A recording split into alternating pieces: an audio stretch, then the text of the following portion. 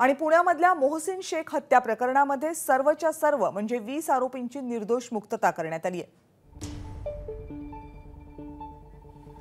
हे प्रकरण नेमकं काय होतं, अधिक माहिती आपल्याला मंदार गोंजारी देत आहेत। मंदार, कविता, 2 जून 2014ला पुण्यातील हडपसर भागामध्ये मोहसिन शेखची हत्या करण्यात आली होती।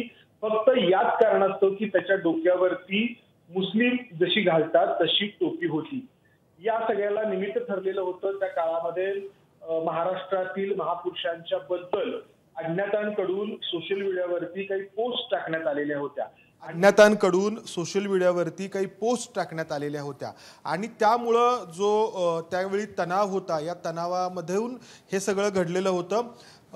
धनंजय देसाई जे हिंदू राष्ट्र सेनेचे प्रमुख आहेत, त्यांनी चिथावणीखोर भाषण दिलं आणि त्यानंतर हिंदू राष्ट्र सेनेचे कार्यकर्ते हडपसर भागामध्ये फिरत होते, तेव्हा त्यांना त्या ठिकाणी मोहसिन शेख, जो मूळचा सोलापूर जिल्ह्यातील होता आणि पुण्यामध्ये IT कंपनीमध्ये काम करत होता, तो त्याच्या मित्रांसह दिसला। मोहसिन शेख, त्याचा भाऊ आणि त्याचे मित्र हे एका मशिदीमध्ये नमाजासाठी गेलेले होते, त्यामुळे त्याच्या डोक्यावरती टोपी होती।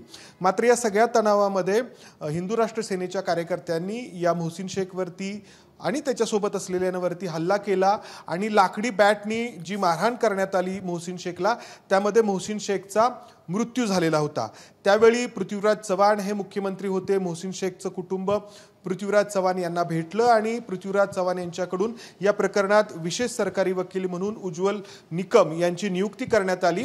मात्र उज्ज्वल निकम यांनी पुढे काही त्यानंतर सत्तांतर झालं राज्यामध्ये आणि पुढे त्यानंतर उज्ज्वल निकम यांनी या खटल्यातून माघार घेतली आणि त्यानंतर पुढे जवळपास 8 वर्ष हा खटला चालला आणि आता या खटल्यातून हिंदू राष्ट्र सेनेचा प्रमुख धनंजय देसाई आणि त्याच्यासह ज्या 20 जणांवरती आरोप होते, या सर्वांची पुणे सत्र न्यायालयाने निर्दोष मुक्तता केलेली आहे।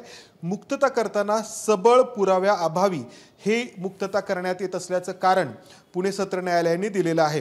दरम्यानच्या काळामध्ये मोहसिन शेख याच्या वडिलांनी त्यानंतरचे मुख्यमंत्री होते देवेंद्र फडणवीस यांची भेट घेतलेली होती, त्यानंतर त्यांचं निधन देखील झालं। मात्र हा जो निकाल आहे तो धक्कादायक म्हणावा लागेल, कारण अगदी हडपसरमधील भर रस्त्यामध्ये मोहसिन शेख याची हत्या झालेली होती आणि या सगळ्या प्रकरणाची पुढे देशभर चर्चा देखील झाली होती। मंदार, धन्यवाद तुम्ही दिलेल्या माहितीबद्दल। ABP माझा, उघडा डोळे बघा नीट।